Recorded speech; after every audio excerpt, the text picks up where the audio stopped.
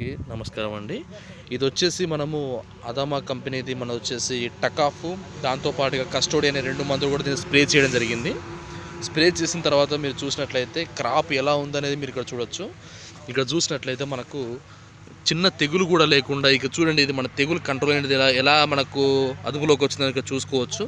దాని తర్వాత ఆకు రంగు కూడా చూడండి. ఆకు రంగు కూడా మీరు చూసినట్లయితే మనకు ముదురాకు పచ్చ రంగులో ఉంది. మనకు ముదురాకు పచ్చ అనేది మనకు క్రాప్ అనేది చాలా హెల్దీగా ఉంది, ఆరోగ్యంగా ఉందని చెప్పడానికి.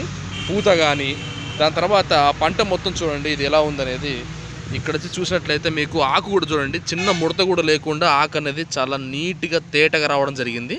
ఇది ఆకు చూడండి, ఆకు కూడా ఎంత నీట్గా ఉందనేది. దీనికి క్రాప్ అనేది మనకు ఇలా కావడం కోసం ఇక్కడ చూడండి కొమ్మెండు కూడా మనకు కంట్రోల్కి వచ్చింది. కష్టం కుట్టిన తర్వాత ఇది కొమ్మెండు కూడా మనకు కంట్రోల్కి వచ్చేసింది.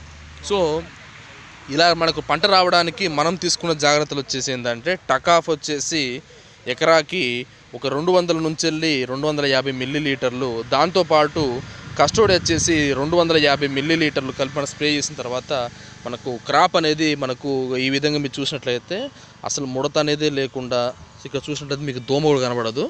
చిన్న చూసిన కొట్టిన తర్వాత మీకు దోమ కూడా కనబడదు. దోమ కూడా మనకు లేకుండా పూర్తి స్థాయిలో మనకు కంట్రోల్ అనేది కావడం జరిగింది.